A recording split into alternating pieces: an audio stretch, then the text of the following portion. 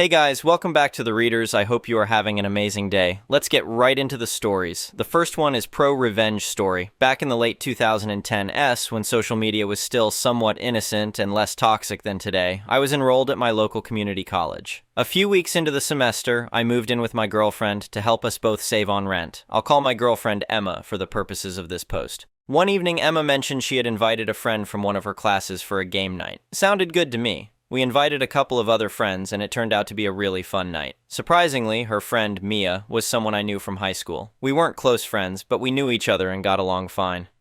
"Wait, don't I know you from Jefferson High?" I asked when she walked in. Mia's eyes widened. "Oh my god, yes! You were in Mr. Peterson's history class, right?" "That's me. Small world," I laughed. After that night, Mia was invited over pretty frequently for dinner, game nights, or to watch a movie. She even brought her boyfriend over a couple of times. I'll call him Ryan. But he never quite fit in. He would be quiet and/or standoffish, wouldn't engage much, and just seemed like he never wanted to be there. "What do you guys want to watch tonight?" I asked during one of those awkward evenings. "Whatever is fine," Ryan muttered, staring at his phone. Mia shot him a look.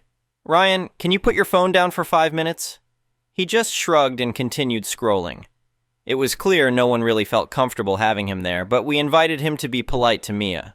Fortunately, he only came over 2 or 3 times and found an excuse to refuse every other time. A month or two after this all started, Mia called Emma crying and asked if she could come over. "Of course you can come over," Emma said, concern evident in her voice. "What's wrong?" "I'll explain when I get there," Mia sobbed through the phone. Of course we welcomed her. The story that was relayed was Ryan was getting very upset with Mia for coming over to our place so frequently and accused her of cheating on him. She never clarified if he thought she was cheating with me, Emma, or both, but any option was ridiculous and never happened. But he confronted her and started verbally assaulting her, calling her all kinds of nasty names. "He just lost it," Mia explained between sobs. "He called me a whore and said I was probably sleeping with both of you." At one point, she tried to walk past him to leave, and he shoved her back. This caused her to trip over a coffee table, fall, and get a huge bruise on her butt and lower back. Emma told me about the bruise as Mia had shown her. I didn't see it for myself. "I just wanted to get out of there," Mia said. "I never thought he'd put his hands on me."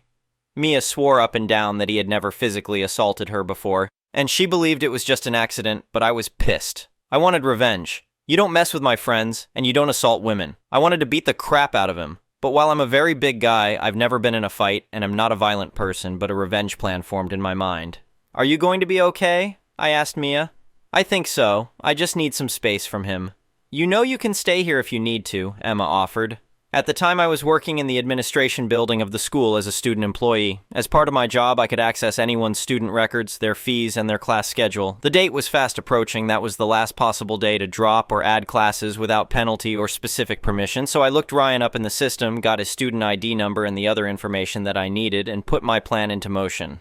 On the last day to change schedules, I used the computer system in the administration building. This was before the school had fully implemented online self-service for students, and canceled all of his classes. Not only that, but I went through and added every class I could find that had a course fee. If you owed a debt at the school, you couldn't get copies of your transcripts or anything else. Something that I didn't mention was that Ryan was an international student and couldn't stay in the country if he wasn't enrolled with a certain number of units. "What are you doing working so late?" my supervisor asked as I was finishing up. "Just catching up on some filing," I lied, quickly switching screens. I wish I could give more info about the fallout, but as I didn't want to get this traced back to me, I didn't tell anyone, nor did I pull up his records again for quite a while. I did get a little payoff, though. Mia was really worried about seeing him again. She had broken up with him the night after he pushed her, as they had a literature class together on Tuesdays. "I don't want to skip class, but I'm worried about seeing him," she told Emma over coffee at our place. "We'll figure something out," Emma assured her. Mia said that on Tuesday he was there, but there was also someone new standing in the class. He was standing because there weren't enough seats. The teacher, seeing that there were more people than should be, held roll. And guess who wasn't on it? You're right. It was Ryan. "You should have seen his face," Mia told us later, barely containing a smile. "He turned bright red and started arguing with Professor Garcia." "What did the professor say?" I asked, feigning ignorance. "She just kept saying, 'I'm sorry, but you're not on my roster. You'll need to check with the registrar.'" Apparently, after I dropped all his classes, someone on the wait list got in. Ryan tried to argue with the teacher, but as the professor had the official class roster and Ryan wasn't on it, there was nothing he could do. Mia said she never saw Ryan in that class again. It's weird, she told us a week later. He texted me all angry about being dropped from his classes, but I blocked him. I don't know much more about what happened. Emma and I eventually broke up, so I didn't see Mia very often after that. After a while, I did look up Ryan's class schedule, and all of the classes with course fees were gone, but he didn't have any other classes on the books either. I wanted to assume he was kicked out of school, but I didn't try to confirm it. Either way, Mia didn't have to have a class with him, and while he probably deserved more, he was definitely inconvenienced and possibly kicked out of school. Sometimes I worry I was too harsh, but then I remember that he deserved it. Do you ever think about what happened with Ryan? Emma asked me once, months later when we bumped into each other. Sometimes, I admitted, but I don't regret it. Mess with me, but not my friends. The next one is an entitled people story. I've been working as an environmental engineer for the better part of 2 decades now, specializing in sustainable water management and ecosystem restoration. So when my wife and I bought our house in a newer development with an HOA, one of the first things I did was design a natural pond system in our backyard. It wasn't just some hole filled with water. This was a legitimate biodiverse ecosystem complete with native plants, natural filtration, and a recirculation system that actually improved local water quality. The pond took me 3 months to build. I pulled all the necessary permits from the county, had everything inspected and approved, and even went above and beyond by registering it with the state's wildlife habitat program. The county inspector actually spent an extra hour just admiring the design because it was such a textbook example of how residential water features should be constructed.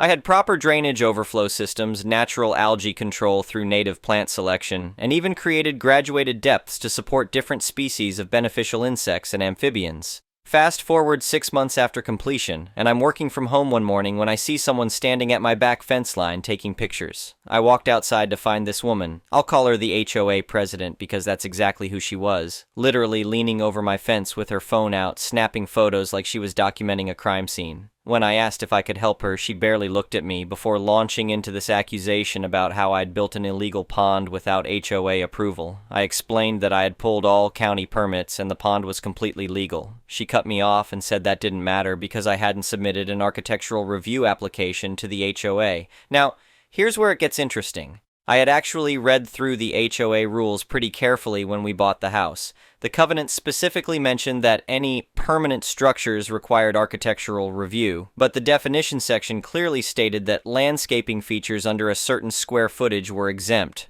My pond fell well under that threshold. I pointed this out to her. She wasn't having it. She told me that standing water constituted a health hazard and the HOA had authority over anything that could affect property values or resident safety. Then she actually threatened to fine me $500 per day until I removed it. The conversation ended with her saying she'd be reporting this to the county code enforcement and the health department because clearly I didn't know what I was doing. I went back inside and told my wife what happened. She knows how I get when people challenge me on my literal area of expertise, so she just sighed and said to do whatever I needed to do.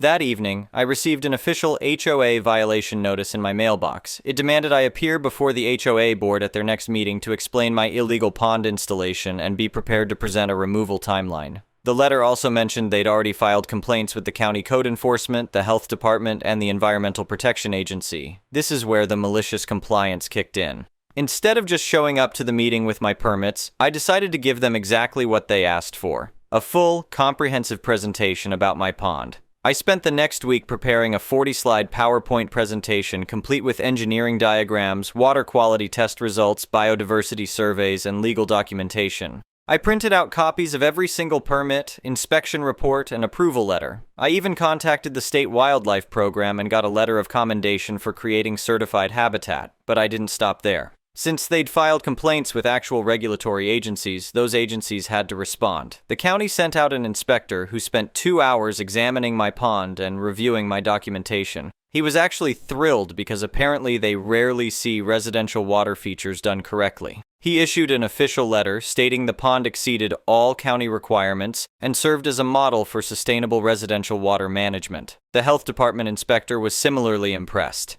She tested the water quality and found it cleaner than most natural ponds in the area. No mosquito breeding, no stagnant water issues, proper circulation. Another glowing report. The EPA complaint was my favorite. Since I'd involved federal programs through the Wildlife Habitat Certification, an actual EPA environmental scientist got assigned to review it. He came out, spent 3 hours examining everything, and ended up asking if he could use my pond as a case study for a presentation he was doing on residential ecosystem management. So I showed up to that HOA meeting with a banker's box full of documentation and my laptop ready to go. There were maybe 15 people in the room, mostly board members and a few neighbors who'd heard about the controversy. The HOA president looked smug when I walked in, like she'd already won. The meeting started and she immediately went into this long speech about maintaining property values and how unregulated construction projects threaten the whole community. Then she turned to me and asked me to explain myself. I smiled and said I'd be happy to give them the complete presentation they'd requested. I hooked up my laptop to their projector and started going through everything. Permit approvals, inspection reports, engineering specifications, water quality data, biodiversity surveys, letters of commendation from 3 separate government agencies. About 10 slides in, I noticed the HOA president's face getting red. By slide 20, she tried to interrupt and say this wasn't necessary. I politely pointed out that the violation notice had specifically demanded a full explanation, and I was simply complying with their request. Then I got to the really good part. While preparing my presentation, I'd done a little research on the HOA's own properties and common areas. Turns out they had several violations of their own that nobody had bothered to address. The decorative fountain at the community entrance, not properly permitted and creating a genuine mosquito breeding hazard, the retention pond by the playground, improperly maintained and actually violating state stormwater management regulations, the irrigation system for the common areas, using twice the water allowance permitted by county drought restrictions. I included all of this in my presentation, complete with photos, county records, and relevant regulations. I made it clear that I'd discovered these issues while researching my own pond's compliance, and as a licensed environmental engineer, I felt obligated to bring them to the board's attention. The room got very quiet. One of the other board members asked if I was certain about this information. I said absolutely, and I'd be happy to provide copies of everything to the county if they needed an official review. The HOA president tried to shut down the meeting, but another board member cut her off and asked me directly if my pond was legal. I confirmed it was not only legal, but had been commended by multiple agencies as an example of proper design. He then asked what it would take to bring the HOA's own properties into compliance. I pulled out a preliminary assessment I'd prepared. The retention pond needed about $15,000 in remediation work. The fountain needed to be properly permitted and redesigned, probably another $8,000. The irrigation system needed a complete overhaul to meet current water use restrictions, which would run close to $30,000. Total estimated cost to bring everything into compliance, around $53,000. Oh, and if they didn't address these issues within 90 days of being officially notified, the county and state could start issuing fines, daily fines, to the HOA, which meant special assessments for all the homeowners. The other board members immediately started arguing with the HOA president about how she'd created this entire situation. Apparently, several people had questioned her about why she was so focused on my pond when there were actual maintenance issues she'd been ignoring for months. Someone mentioned that she'd been making decisions without full board votes. It got heated pretty quickly. The meeting ended with the board voting unanimously to rescind my violation notice and issue a formal apology. They also voted to remove the HOA president from her position, effective immediately, and to launch a full review of all HOA properties for code compliance. 2 weeks later, I received a letter from the new HOA president thanking me for bringing the compliance issues to their attention and asking if I'd be willing to consult on the remediation work at a professional rate. I agreed, partially because the money was good, but mostly because it meant I got to oversee fixing all the problems the previous president had ignored. The former HOA president tried to fight her removal, but once the other homeowners found out she'd nearly triggered $50,000 in mandatory repairs through her vendetta against my completely legal pond, she didn't get much support. She ended up moving out of the neighborhood about 6 months later. My pond is still there, still beautiful, still completely legal, and now actually mentioned in the HOA's updated guidelines as an example of approved sustainable landscaping. The county even featured it in their annual Environmental Stewardship Awards. Sometimes the best malicious compliance is just being extremely thorough when someone demands you explain yourself. The next one is a petty revenge story. Years ago, I rented a duplex from a very nice owner. He was honest and reasonable. I put a healthy security deposit down and moved in. Unfortunately, he was not my day-to-day contact. That was the delightful and charming Giselle. She was the on-site landlord. I found out later that she was a tenant who the owner made an arrangement with. In return for cutting her rent in half, a sweet gig, she collected and deposited the rental checks, arranged repairs, and handled any other day-to-day things. The neighborhood had about 5 duplexes owned by this man. Giselle hated me from day one, and what's more, she lived in the other half of the duplex. You know all the nightmare petty landlord stuff you see on this sub? Giselle ticked off all the boxes. HOA-style Karen obsessed with the rules. Yelled at my friends for parking an inch over on her side of the duplex. My phone or doorbell rang if my place wasn't stone quiet a minute after quiet time. Rental checks I dropped in the same mail slot I always did somehow got lost. Appliances and things not fixed in anything resembling a timely manner, etc., etc. It was more annoying than awful. I told myself I could live with it, as I was going to be moving closer to my job after my lease ran out. Later, I found out why she hates me. She had wanted a friend of hers to move into the duplex I got. But the owner said no because her credit check was awful and mine was sparkling, so she just wanted to make my life miserable out of pure spite. As the end of the lease drew closer, I noticed my water heater was leaking. I dried the floor around it and then put some towels down. Then I emailed Giselle. I had wised up and started a digital trail by then. No response. A week later, I re-forwarded the email with a friendly, "You may have missed this, but this could be a real problem." No response. Another email with, "I had a friend who is a plumber look at it and he recommended immediately." Finally, she responded with, "I will look into it," and nothing else. She was just trying to run the clock out on me. It had been about a month now, and I was just a few weeks away from moving out. I saw Giselle watering her flowers and approached her and mentioned it. She blew me off, but finished the convo with a threat. "I hope you're keeping it clean around there. I'm a stickler when it comes to the final inspection. If you want to get any of your deposit back, you better be ready to pass a white glove inspection." Okay then, that's how we're going to play it? Fine. I was trying to figure out how I would get petty revenge. About a week later, right before my last rent check was due, I happened to see the owner in the neighborhood. Giselle was nowhere to be found, and that's when it struck me how I could make all this work. I went out to say hello and tell him thanks for renting to me, that I appreciated that. He was very friendly, said he was sorry I was leaving, etc., and if I needed anything to let him know, checkmate.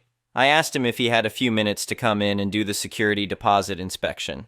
He said sure, and we went into my place together. As we were walking around looking at things, he was all positive. "Yep, looks great. Yep, no issues there." Then we came to the water heater. I paused dramatically and gravely said, "I hope we can come to some kind of understanding about the floor around the water heater." I opened the closet doors and showed him. I told him what I'd been doing to fight the leak. I pulled up the sopping wet towels I had put down the night before, and I told him I've had experience with mold and that it was nasty stuff. He got quiet and said, "Have you told Giselle about this?" "Why, yes, I did, and here are copies of the emails I sent to her." He read them and then noticed I had kept them in a file folder. He looked at me and said, "Are there other things that haven't been fixed?"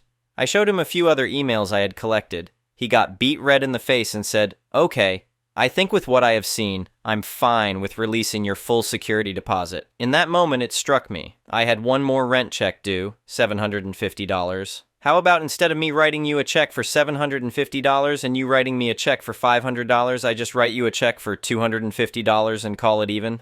He shrugged and said, "Sure." He signed the paperwork and then left. A few days later, I dropped my check for $250 in the mail slot. Later that evening, Giselle pounded on my door, foaming at the mouth about how I didn't write a full check. She can get me evicted if I don't write a check for the full amount right freaking now, I explained, conveniently omitting that the owner had done the inspection. That $750 less my security deposit of $500 was the $250. Giselle's eyes widened as her brain tried to comprehend what I had said. She nearly exploded, yelling at me about, "That's not how things are done, and you have to obey the rules like everyone else, and she has final say because she does the inspections." Friends, she literally had spittle flying out of her mouth. She was so enraged. I calmly told her that the owner had done the inspection and signed off on the payment arrangement and told her to talk to him and to get off my porch and quit bothering me. And I very slowly closed the door on her.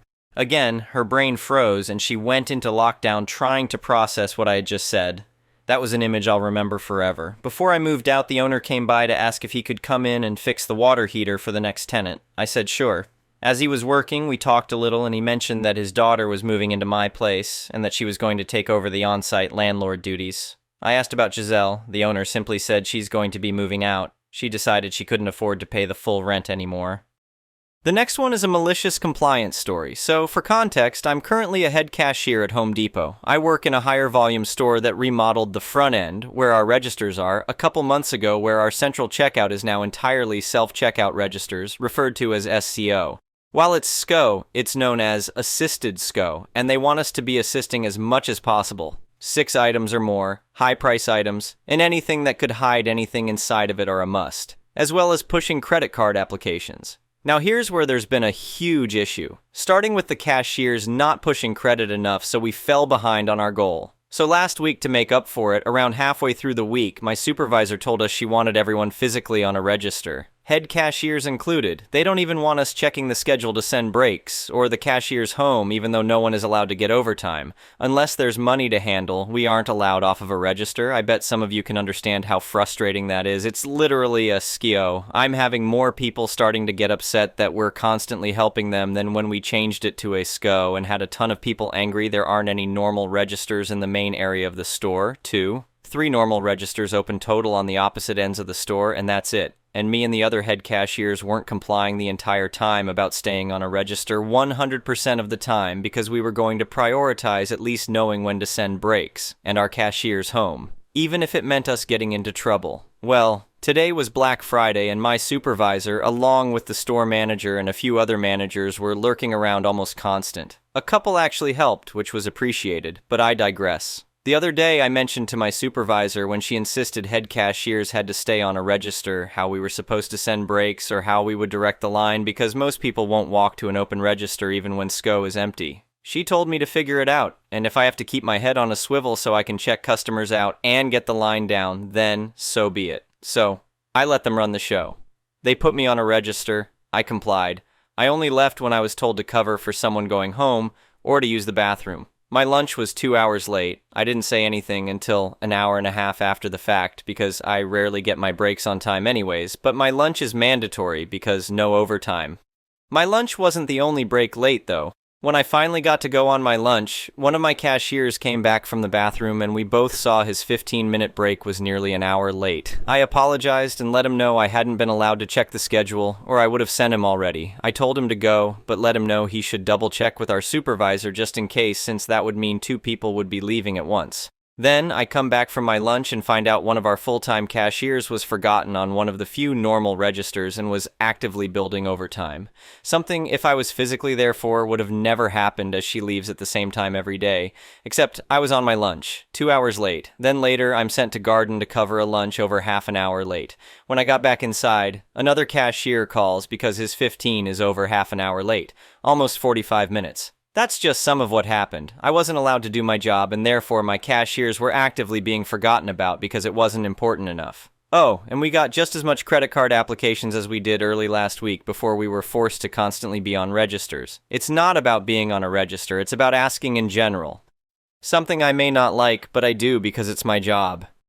Or at least it was. After seeing how me not doing my job to comply with dumb rules that makes no sense affected my cashiers today, and the fact I got a call back from another job, I put my 2 weeks in.